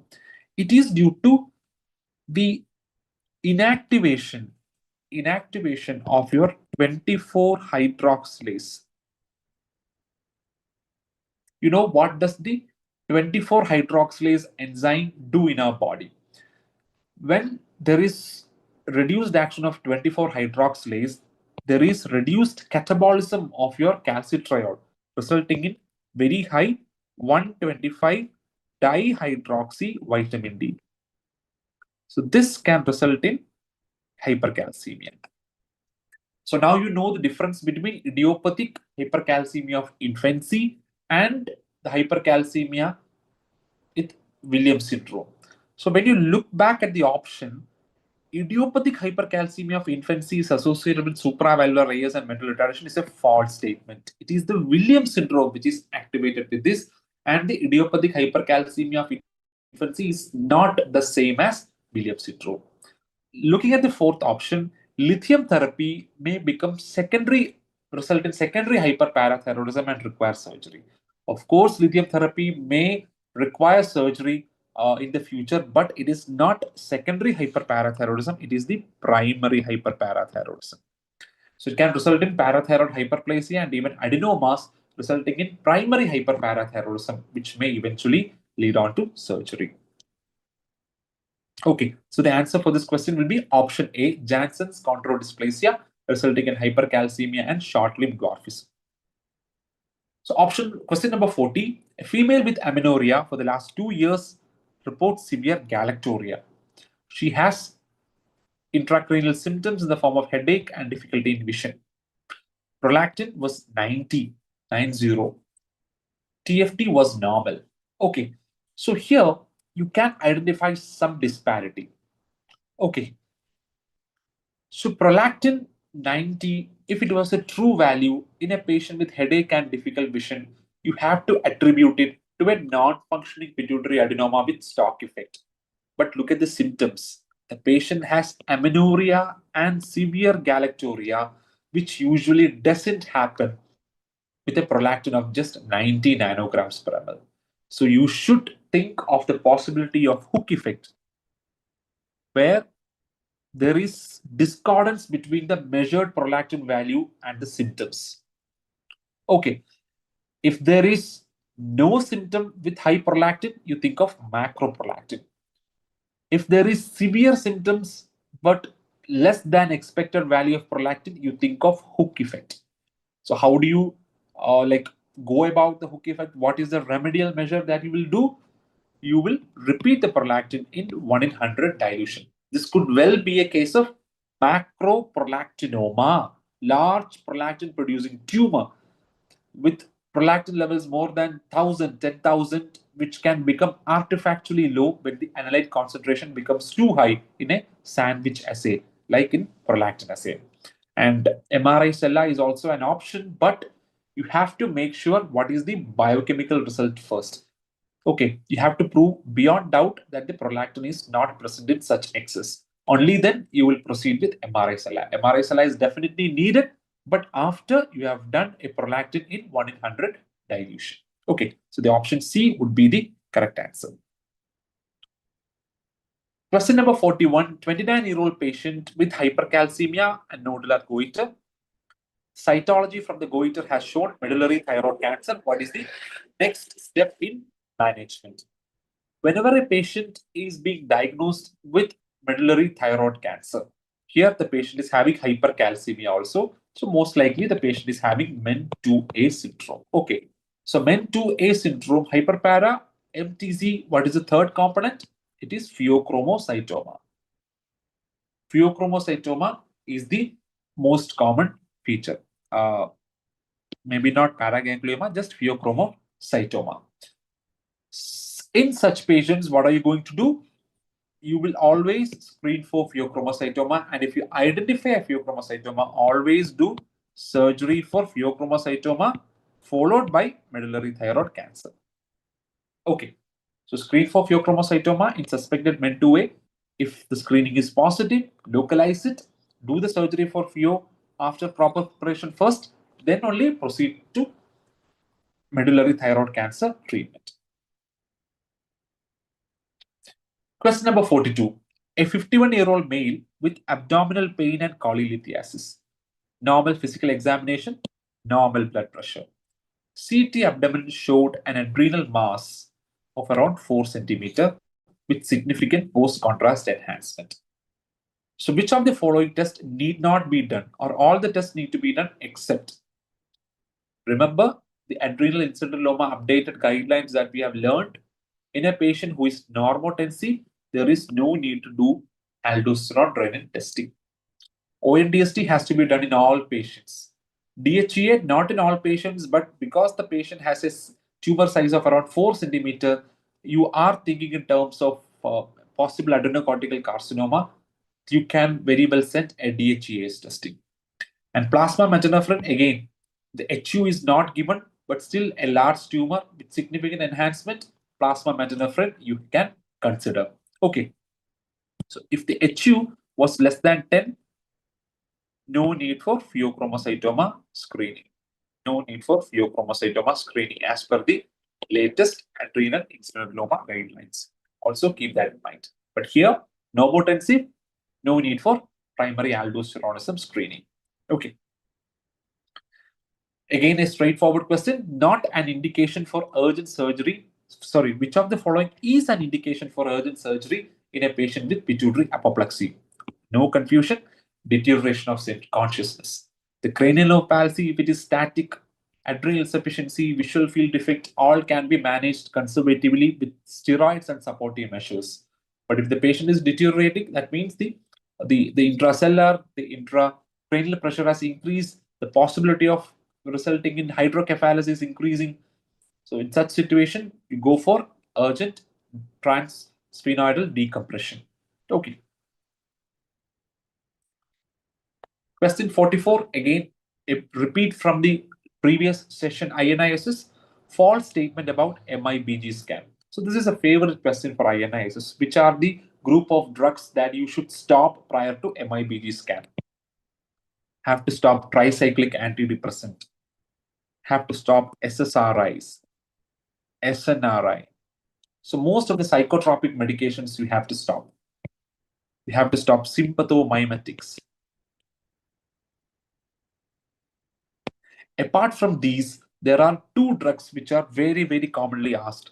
One is calcium channel blockers. Next is labetalol.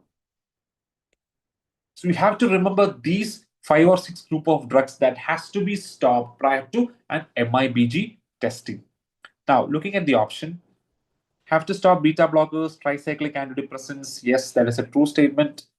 But do we need to stop thyroxine, paracetamol? Of course, labetalol need to be stopped, but thyroxine, paracetamol need not be stopped. So that is the false statement.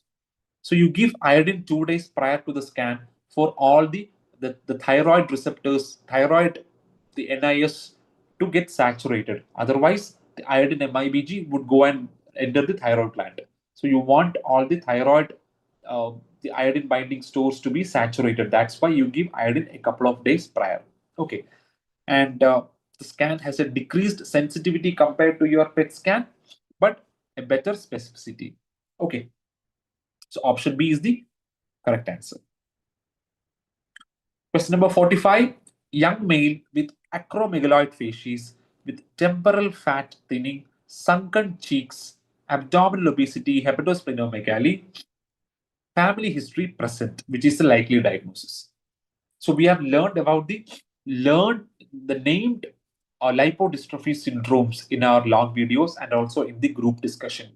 These are the 4 named lipodystrophy syndromes. There are several others, but let's look at what are they. So, Lawrence syndrome is acquired generalized lipodystrophy. Acquired generalized lipodystrophy. Berardinelli is congenital generalized lipodystrophy. Coberling-Dunningen is congenital partial lipodystrophy. And Barraquer-Simmons is acquired partial lipodystrophy. So please try to remember the names of these four lipodystrophy syndromes. So here there is a definite mention of positive family history of similar. So we are thinking about either a congenital generalized or a congenital partial. Okay, because the acquired is already out because of a positive family history. Now, in congenital generalized, fat will be lost from throughout the body. There will be no fat in the face, in the neck, in the trunk, in the abdomen, in the legs, extremities. Nowhere the fat is to be found. The patient would appear extremely muscular. Okay, they can have acromegaloid facies. They can have severe insulin resistance with hepatosplenomegaly, high triglycerides, etc. Whereas in congenital partial, they will have fat loss from extremities, but fat will be spared in your face, neck, and trunk. And when you look at the question, the patient here has abdominal obesity. Abdominal obesity is present, which is not there in congenital generalized. So here, for our question, the answer would be Coberling-Dunningen syndrome, which is the congenital partial form. Okay, congenital partial form, which can result in all these fat distribution and clinical manifestations. Question number 46. Young male with resistant hypertension on treatment with spironolactone, cilnidipine, thiazide, receiving potassium supplementation. The aldosterone is around 11, renin activity is suppressed. So the patient is on several medications that can interfere with the assessment of aldosterone and renin. But look at what are those drugs? Spironolactone, thiazide diuretic. All these causes false negative reports, false negative result. It means what? It should cause an increase in your renin. These drugs should have caused an increase in your renin. And despite the use of these drugs in your patient, the renin is still suppressed. It means what? The patient has tested positive for aldosterone renin screening. Okay. So this is actually a positive case screening. Okay. Of course, the best case scenario should be to avoid these tests beforehand and then do the test. But if the test has already been done, then you have to interpret the test accordingly. These drugs should have caused false negative test resulting in increased renin. But despite the use of aldactone and thiazide, still the renin was suppressed. It means the patient has a strong case towards primary aldosteronism. So this is a case with positive case screening. 47, again a straightforward question. The patient with aldo more than 20, renin suppressed, potassium 3, which should be done to confirm the diagnosis of primary aldosteronism. Remember, in such situation, we don't even need confirmation because the patient has a florid primary aldosteronism with spontaneous hypokalemia. Okay, but because the question has been asked as to which is used to confirm the diagnosis, the answer would be saline infusion because none of the other adrenal venous sampling for lateralization, MRI abdomen, it may be used for identifying any tumor in the adrenal glands, but again, CT would be preferred over MRI. But here the answer would be saline infusion. Question number 48. A male patient with hypophosphatemia having high alkaline phosphatase, normal serum calcium. There is a history of mesenchymal tumor in the right leg. So possibly we are dealing about a case of tumor-induced osteomalacia. And after the tumor has been removed, what would be the earliest treatment response? Okay, remember, tumor-induced osteomalacia is due to FGF23, which has a T half of around 45 minutes. Okay, and once you remove the tumor, earliest abnormality that is going to reverse is normalization of FGF23.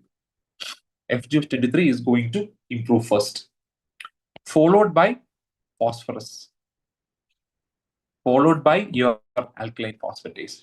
Because we have learned in the rickets treatment as well, the phosphorus one, the low phosphorus is the one which is going to improve the earliest.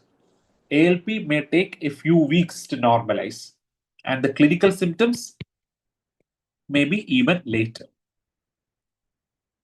We have already learned the half-life of FGF23, so it is pretty easy to guess which happens earliest. So normalization of phosphorus and FGF23 would be the best answer. And two options you can straight away like rule out, because FGF21 has nothing to do with your tumor-induced osteomalacia. Okay. So question number 49, again, a ditto question from the previous session of INI. So sandwich immunoassay. Okay, sandwich immunoassay, you have two antibodies which sandwiches one antigen or one antigen. Okay. You have the detection antibody and the capture antibody. Okay, two antibodies sandwiching an antigen, and the analyte concentration is directly proportional. It is not inversely proportional, it is directly proportional. Okay, so higher the signal, greater is the analyte. Okay, if there is more analyte, there will be more antigen antibody complex. So hook effect is seen if large concentration of analyte with no washing step done. That is a true statement.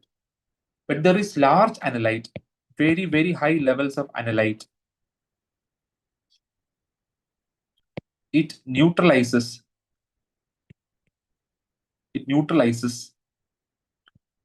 detection and capture antibody. It neutralizes detection and capture antibody. That is why you have hook effect. Okay. So by washing step, you can remove that, remove the excess analyte. Okay. So two antigens used in the assay. That is a wrong statement, because we are using two antibodies. And used in the assessment of steroid analytes, again, that is a false statement, because we use competitive immunoassay for that. Competitive immunoassay for that. Okay. So question number 50, a slightly confusing one. 80-year-old boy with height less than third centile and history of thirst and polyuria. 24-hour urine volume is high, and you have the baseline water deprivation test followed by administration of desmopressin. So urine osmolality, 80, 82, 100, 120 in the baseline, and a high sodium, 148, 149, 148. And after administration of desmopressin, a slight increase was documented, maximum value of around 200, but no improvement in serum sodium. Okay, so we have learned that for labeling it as central diabetes insipidus, your urine osmolality should cross more than 300. Okay, more than 300, and there should be a 50% rise. A 50% rise should be there, or 45% rise in some guidelines. 50% rise with absolute value touching 300 should be there to call it as central DI. Does it touch 300? No. It is still less than 300, only marginal increase is there. So this could possibly be a partial nephrogenic diabetes insipidus, but because partial and complete differentiation is not there in the option, I would be happy to go with nephrogenic DI. And it is also evident with the serum sodium response. If there was a true increase in the water retention in our body, the serum sodium post desmopressin should have also improved. But there is no improvement, rather a slight deterioration in the serum sodium, which again signifies that there is no clinically meaningful effect of desmopressin injection which has happened, which again signifies the diagnosis of nephrogenic diabetes insipidus. Question number 51, again, it's had 2 or 3 tables. I couldn't exactly garner the the recall of the exact values, but I have tried to retain the crux of what was asked in the question. So this is a female with weight gain, livid stria, 8 a.m. cortisol was high with a high ACTH. So everything was suggestive of an ACTH dependent Cushing, and the patient was subjected to IPSS. Why? Because the MRI pituitary didn't identify any tumors. Okay. So in the table, it's not as in the text. In the table, it was clearly mentioned that prolactin central to prolactin peripheral ratio was more than 1.8, which is the cutoff. It means what? The cannulation was successful. Okay, cannulation was successful and the IPSS can be interpreted. And when you look at the ratio, the ACTH ratio in each side petrocell to peripheral was say around 4. Here it is around 2. Okay, so definitely the stimulated ratio is more than 3, which is the cutoff that you want. Okay, so there were multiple values which were given, all were more than 3. Okay, which suggests pituitary disease. Okay, so the detailed discussion of the cutoffs and all, please go back and refer the long videos, because this is a potential future question also. You should know how to confirm whether the placement of catheter is perfect, how to differentiate between a pituitary disease and an ectopic disease, what are the cutoff, and finally, what is the cutoff used in lateralization, whether it is a right side or a left side, you use the cutoff 1.4. Okay, so all those cutoffs you have to keep in mind. Please go back and refer the long video. So question number 52, which of the following is false about Carney's complex? Carney's complex, atrial myxomas is a feature, lentigenes is a feature, mutation in PRKR1D is not the correct answer. It is PAKR1A. So it is a typical NEET PG like question. Okay, just jumbling through the the spelling or the gene names. Okay, it's a very simple, straightforward question. Okay, and blue DY is also present. So the answer would be the mutation in PRKR1D is false about Carney's complex. And finally, the last question, the drug causing osteoporosis. Again, so the tenofovir can result in the proximal tubular dysfunction, resulting in hypophosphatemia, osteomalacia, and bone loss. And the TDF variant specifically result in Fanconi syndrome-like picture. And the use of tenofovir alafenamide, that particular molecule is devoid of the bone losing effect of tenofovir. Okay, I'm not very sure whether it has appeared in the endocrine section or in the general medicine section. And these are all the questions which I could recollect from the endocrine part. There were around 53, 54 questions. And as I've told, most of the questions we have already discussed in our long videos, in our group discussions, and as part of the Q bank solving. Okay. I understand and I agree that some of the questions were confusing. The options had made you in sort of a soup. But if you are thorough with your and strong with your concepts, I really believe that you were able to do well and get even like a correct score of around more than 45 out of these 52, 53. So if there are like any doubts or clarifications that you have, you can post it in the chat box. It's already pretty late, touching 12 o'clock.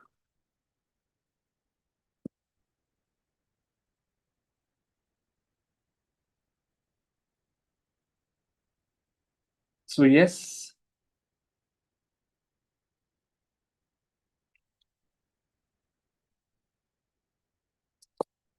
so we are expecting the the initial the screening for those who have qualified for the interview session in another 7 to 10 days. So once that result is already out, you will be in a I'll be also doing a couple of the interview prep sessions as well. We've been doing it for the past few years. You can access all those previous year interview preparation videos in the DocTutorials app itself. So I humbly request all of you to start preparation for the next session now itself. You already have the NEET SS around the corner, so please don't waste more of your time. You have to manage your time to split it between the preparation for your interview session as well as for the upcoming NEET SS as well. So what you can do now is you can go through the previous year interview videos if you have not already done that. So that will give you enough and more idea as to what is going to happen really on that interview day, and we can hope for a positive outcome for that. Okay. So thank you all for patiently tuning into the session, even such late hours. I think there was a pretty good attendance right today, and so that's it. I think I'm. If there are no questions being posted in the chat box, so okay. Good night. So all the very best.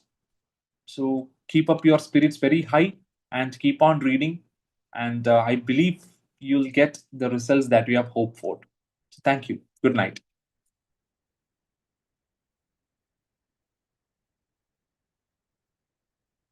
Recording stopped.